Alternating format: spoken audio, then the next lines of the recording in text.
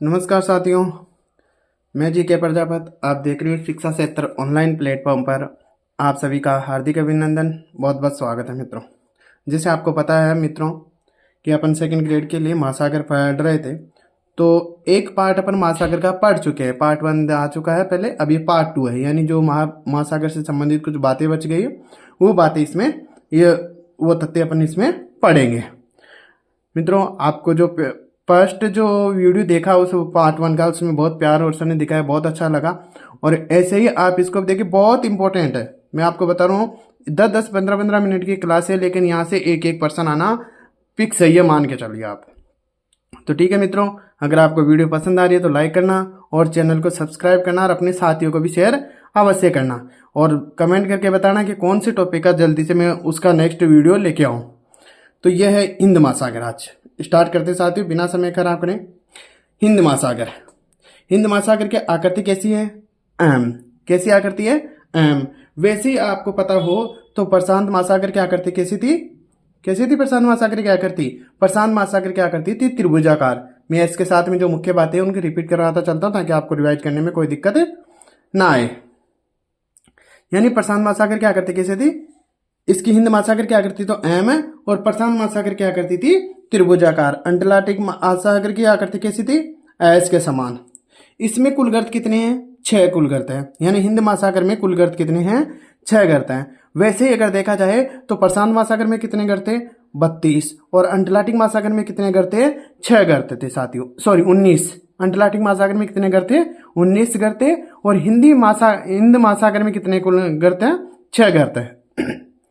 सबसे गहरा गर्त कौन सा है? सुंडा गर्त। सबसे गहरा गर्त कौन सा इसमें? सुंडा गर्त। यानी हिंद महासागर में सुंडा गर्त है। उसी तरह अंटार्कटिक महासागर में कौन सा था? पुर्टोरिका। कौन सा था? पुर्टोरिका। और उसमें कौन सा था? चैलेंजर। प्रशांत महासागर में। यानी बहुत अच्छी चीजें हैं। यहीं से प्रश्न आता है, महासागर से या तो यहां से आ जाता है या फिर धाराओं से आ जाता है। इसके बाद देखो अर्ध महासागर। हिंद महासागर को दूसरा नाम क्या है? अर्ध महासागर। यानी हिंद महासागर का दूसरा नाम क्या है? उपनाम कह सकते हैं आप, अर्ध महासागर भी कहते हैं। देखिए, विश्व में सबसे सीधा और सपाट पैंदे वाला महासागर है। यानी विश्व में अगर देखे जाए तो सबसे जो सीधा सपाट पैंदे वाला महासागर है कौन सा है? हिंद महासागर है। अभी हिंद महासागर में ज्यादा बात नहीं थी, इतनी सी की फैक्ट थे इसमें से, यही चीजें पूछा जाता है तो इतनी जो मोस्ट बात थी वो इसमें लिखना है। अब इसके प्रमुख धारा देखो, कौन सी धारा? प्रमुख धारा में एक तो ठंडी धारा और एक गर्म धारा है। 2 धाराएं अपने पढ़ रहे थे। तो ठंडी धारा में तो इसमें पश्चिमी धाराएं हैं, तो इसमें कोई पश्चिमी धारा है, मतलब ठंडी धारा में ऐसी कोई, हिंद महासागर में ऐसी कोई धारा नहीं थी जो अपने को याद करने के लायक। अब देखो गर्म धारा में से याद रखना है आपको, मेडागास्कर धारा, मोजाम्बिक धारा, अगुल्यास धारा, दक्षिणी विश्वत रेखीय धारा। यानी मेडागास्कर धारा, मोजाम्बिक धारा, अगुल्यास धारा, दक्षिण विश्वत रेखीय धारा। यानी जो ये हिंद महासागर में जो ये धाराएं हैं याद रखना, क्योंकि प्रश्न सीधा सा फैक्ट इसमें से ऐसा आएगा कि निम्न में से कौन सी गर्म धारा है, निम्न में से कौन सी ठंडी धारा है, निम्न में से हिंद महासागर की कौन सी धारा नहीं है, प्रशांत महासागर की कौन सी धारा नहीं है। इसलिए इन धाराओं को याद करना बहुत जरूरी है। अगर आपने गत वर्षों के पेपर देख रहे होंगे तो उनमें भी ऐसा प्रश्न आया हुआ है। यानी जो गत वर्ष के अनुसार जो प्रश्न आया हो उसी के अकॉर्डिंग इसको मैंने सेट किया, तैयार किया नोट्स को। इसके बाद देखो आर्कटिक महासागर। कौन सा महासागर? आर्कटिक महासागर। आर्कटिक महासागर की आकृति कैसी? डी। आप सबकी रिपीट करने की कोई आवश्यकता नहीं, आपको पता है ही सही। कमेंट करके करना कि किसकी कौन सी आकृति है। आकृति महासागर की डी, सॉरी आर्कटिक महासागर की आकृति कैसी है?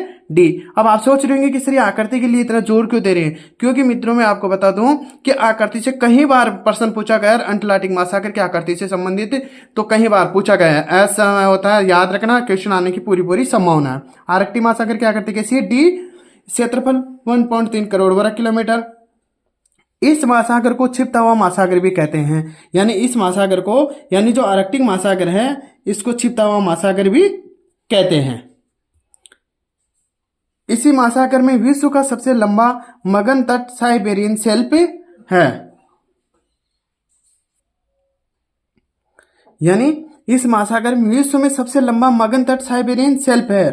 तो ये सबसे लंबा मगन तट है। वैसे आपको पता हो तो किस महासागर में सर्वाधिक मगन तट पाए जाते हैं? पढ़ाया था ना मैंने, तो बताना कि किस महासागर में सर्वाधिक ज्यादा मगन तट पाए जाते हैं? अंटार्कटिक महासागर में। अब अंटार्कटिक महासागर में सर्वाधिक मगन तट है, लेकिन सबसे जो विश्व का सबसे लंबा मगन तट है वो किस महासागर में है? आर्कटिक महासागर में। और कौन सा है? Siberian shelf. याद रखना है, छिपा हुआ महासागर भी कहते हैं। प्रश्न सीधा से पूछा जाता है कि छिपा हुआ महासागर किसे कहा जाता है? आर्कटिक महासागर को। विश्व का सबसे छोटा महासागर आर्कटिक महासागर की बीच में उत्तरी ध्रुव है, यानी आर्कटिक महासागर के बीच में उत्तरी ध्रुव है, जिसकी खोज किसने की थी? 1909 में रॉबर्ट पियरी ने की थी। 1909 में रॉबर्ट पियरी ने की थी।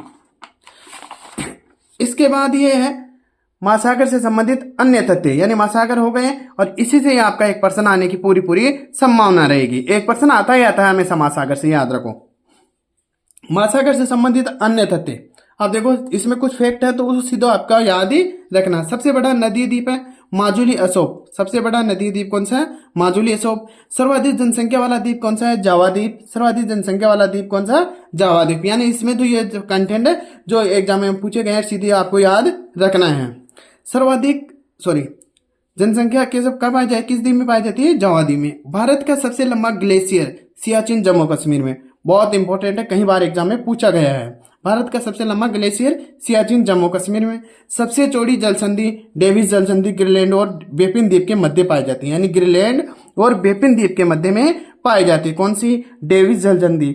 ये दोनों प्रश्न कई बार एग्जाम में पूछा गया है, याद रखना इनको। मोस्ट लगा लेना, एग्जाम देंगे तब बताऊंगा, देखना यहां से मिलेगा।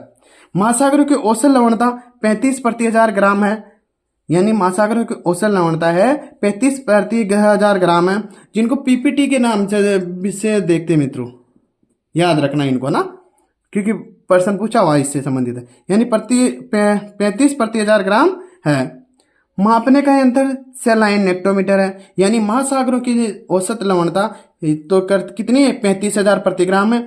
इसके बाद देखें तो लवणता मापने का जो महासागरों की लवणता मापने का जो यंत्र है वो कौन सा है? सैलाइन नेक्टोमीटर। कौन सा? सैलाइन नेक्टोमीटर। समान लवणता वाले स्थानों को मिलाने वाली रेखा को आइसोहेलाइन कहते हैं, यानी जो समान लवणता वाले स्थानों को मिलाने वाली रेखा को आइसोहेलाइन कहते हैं। सैलाइन नेक्टोमीटर तो क्या है? लवणता मापने की यंत्र है। और जो समान लवणता वाली रेखाओं को मिलाने वाले स्थानों की रेखा को क्या कहते हैं? आइसोहेलाइन कहते हैं। उसके बाद देखो विश्व में सर्वाधिक लवणता तुर्की की वॉन झील में पाई जाती 300 ग्राम, यानी विश्व की सर्वाधिक लवणता कहाँ पाई जाती? तुर्की की वॉन झील में पाई जाती। सीधा सा फैक्ट है, प्रश्न पूछा जाता है। मर्द सागर जॉर्डन 237, ग्रेट साल लेक संयुक्त राज्य अमेरिका 220। अब सर्वाधिक यहाँ पाई जाती है तो न्यूनतम कहाँ पाई जाती है? बाल्टिक सागर में पाई जाती है। किसमें पाई जाती है? बाल्टिक सागर में पाई जाती है 11 ग्राम। अगर बाल्टिक सागर में भी देखें तो बोतोनिया की खाड़ी है। अगर बोतोनिया की खाड़ी ऑप्शन में नहीं है तो फिर बाल्टिक सागर आ जाएगा आंसर इसका, यानी बोतोनिया की खाड़ी नहीं है तो फिर इसका आंसर क्या आ जाएगा? बोतोनिया की खाड़ी नहीं है तो बाल्टिक सागर आ जाएगा। तो ये था मित्रों, यानी 10 मिनट के करीब वो क्लास 10-15 मिनट के 10 मिनट की ये क्लास है। दोनों क्लासों में यानी 20 मिनट में आपका एक पर्सन फिक्स है, ये मान के चलिए। और यहाँ से पर्सन आएगा फिक्स है, ये जो आता है मैं आपको एग्जाम दे के आओगे तब बताऊंगा कि देख लो मित्रों यहाँ से इस पेज से ये पर्सन आया है। तो अगर आपको वीडियो पसंद आया तो लाइक करना, चैनल को सब्सक्राइब करना। और रिविजन करने का इससे बेस्ट तरीका नहीं, क्योंकि करीब 20 मिनट में सोचो अगर देखें तो अपन 20 मिनट में कितना सा टाइम लगेगा, अगर वो भी स्पीड करके देखते तो और भी कम लगता है बिल्कुल भी। तो इसमें एक टॉपिक अपना रिवाइज हो जाता है। यह जो इंपॉर्टेंट जो फैक्ट होते हैं वो सारे इसमें शामिल हैं। तो अगर आपको वीडियो पसंद आए तो लाइक करना और अपने चैनल को सब्सक्राइब करना और अपने साथियों को भी भेजना, शेयर करना। और अगर आपको अगली बार अगर कौन सा टॉपिक लेके आऊँ इसके लिए कमेंट करके अवश्य बताना। धन्यवाद साथियों।